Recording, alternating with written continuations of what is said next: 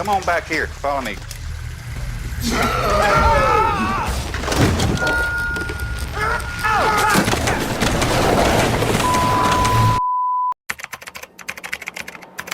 29 December সাল 1945 যেদিন add gain নামের এই ভদ্রলোকটার মা মারা যান। এড গেইন তার মাকে খুব মানত, ঈশ্বরের মতো মানত এবং শয়তানের মতো ভয়ও পেত। তার কাছে তার মাই ছিল তার পুরো দুনিয়া। তাই যেদিন তার মা মারা যান সেদিন তো সে ভেতর থেকে যেন পুরোপুরিভাবে ভেঙে পড়ে এবং এক ভয়ঙ্কর অন্ধকারে একা হয়ে পড়ে। এড গেইন তার মায়ের প্রতি এমন ভাবে অবসেস ছিল যে সে তার মাকে ছাড়া আর কিছুই বুঝতো না। মানে এক কথায় তার মাই ছিল তার কাছে সবকিছু। এমন সময় তো সাধারণ মানুষ ধীরে ধীরে মুভ অন করে নতুন জীবন শুরু করার চেষ্টা করে, বাট এড গেইনের মাথায় ছিল কিছু অন্যরকম বিকৃত কিছু ভয়ানক চিন্তা ভাবনা এবং যে চিন্তা বানিয়ে দিল গোটা এক ইতিহাস। আজকের ভিডিওটা অনেকটা ভয়ানক হতে পারে, তাই দুর্বলদের লোকেদের বলছি এখানে স্কিপ করে দিতে পারো। Big old kiss from you won't fix.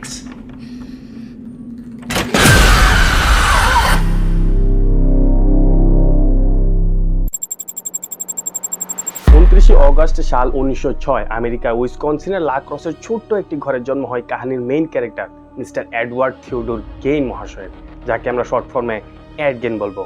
ওকে, তো প্রথম থেকে এডের পরিবার খুব একটা সুবিধা ছিল না। এড গেইনের বাবা মিস্টার জর্জ গেইন তাদের সাথে খুব অত্যাচার করতো, এমনকি মদ খেয়ে তাদের মারধরও করতো। তাই এড গেইন এবং তার একটা বড় ভাই হেনরি গেইন যখন একটু বুঝার হয় তখন তাদের মা অগাস্টা গেইন তারা দুই ভাইকে নিয়ে তাদের পুরনো একটি ফার্ম হাউসে চলে যায় এবং সেখানে তারা ছোটখাটো কৃষি কাজ করে চলতো। বাট এদিকে অগাস্টা গেইন মানে তারা দুই ভাইয়ের মা ছিল এক কঠোর ধর্মান্ধ নারী। মানে ধর্মের প্রতি এমন খতরনাক ভাবে অবসেস ছিল যে উনি তার সন্তানদেরকে বাইরের কোনো পরিবেশের সাথে কখনো মিশতেই দেয়নি। আত্মীয় স্বজন তো অনেক দূরের কথা, তাদের কোনো বন্ধু বান্ধবও ছিল না। তারা দুই ভাই চুপচাপ করে স্কুলে যেত এবং স্কুল শেষে চুপচাপ করে আবার বাড়ি ফিরে আসতো। মানে তাদের জীবনে আনন্দ ফুর্তি বলতে এমন কিছুই ছিল না, ছিল শুধু অন্ধকার।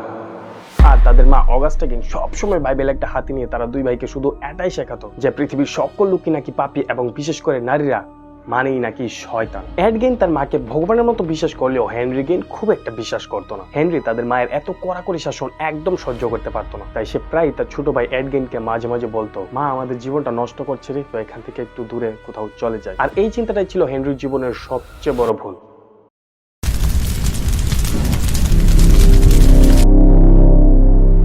সাল 1944 তখন হঠাৎ একদিন তাদের সেই পুরনো ফার্ম হাউসে আগুন লেগে যায়। আর আগুন কোনো সাধারণ আগুন ছিল না, ধাউ ধাউ করে জ্বলছিল তাদের সেই ফার্ম হাউস। তৎক্ষণাৎ ফায়ার ব্রিগেড এসে নিয়ন্ত্রণে আনলো আগুন এবং সাথে উদ্ধার করলো হেনরি গেইনের মৃতদেহ। বাট আশ্চর্যের বিষয়টা তো হলো যে তার মৃত্যুর কারণ আগুন হলেও তার শরীরে আগুনে পোড়ার মতো কোনো দাগই ছিল না, বরং তার মাথার পিছনে বড় একটা আঘাতের দাগ ছিল, যেন পেছন থেকে কেউ আঘাত করে তাকে মেরেছে। বাট তবেও পুলিশ এটাকে দুর্ঘটনা ভেবে বিষয়টা ক্লোজ করে দেয়। তবে লোকালসরা বলে হেনরি গেইন তার মায়ের বিরুদ্ধে ছিল, তাই এড গেইন ষড়যন্ত্র করেছিল এই মার্ডার।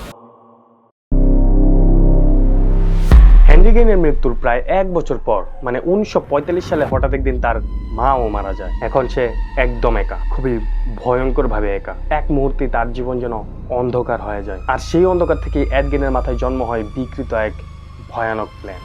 তার প্ল্যানের মেইন টার্গেটই ছিল শুধু কবরস্থান আর মহিলা ডেড বডি। কারণ সে ভাবতো মা নেই তো কি হয়েছে, তবে মায়ের মতো দেখতে অন্য মহিলারা তো আছে। আর এই কথা ভেবেই সে প্রতি রাতে কবরস্থানে যেত আর নজর রাখতো ডেড বডির কবর দেওয়াকে, কারণ রাতারাতি সে সেই কবর থেকে খুঁড়ে নিয়ে আসতো তরতাজা মৃতদেহ। আর তাদের দেহগুলি কেটেই করতো তার প্ল্যানের সেই কারবার। মানুষের হাড় দিয়ে বানাতো আসবাবপত্র, মাথার খুলি দিয়ে বানাতো বাটি, স্তনের চামড়া দিয়ে বানাতো বেল্ট, এমন আরো কত কিছু।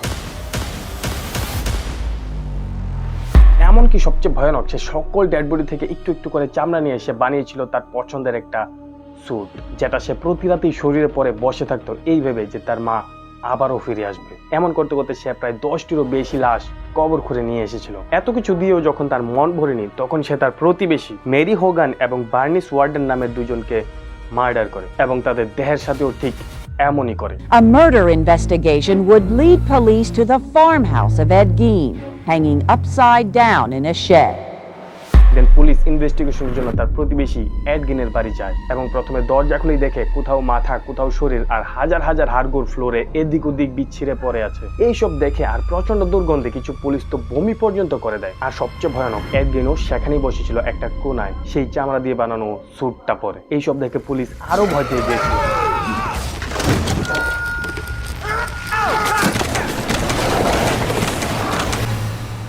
কোনো মতে তাকে গ্রেফতার করা হলো এবং বিচারে কোর্ট তাকে মানসিক রোগী বলে ঘোষণা করে দিল এবং সে তার পরের জীবনটা কাটিয়েছিল একটা মানসিক হাসপাতাল। দেখো, একজন মানুষ না থাকলে জীবনে কিছুই হয় না, বাট সেই মানুষটা যদি তার পুরো দুনিয়া হয় তাহলে কত কিছু হয়ে যায়। শুধু একজন মানুষের শূন্যতা পূরণ করতে গিয়ে মানুষত্বকে টুকরো টুকরো করে ফেলেছিল। আর হ্যাঁ, ডাইরেক্ট কথা, ভালো লাগলে একটা লাইক আর না লাগলে একটা ডিসলাইক অবশ্যই করে যেও।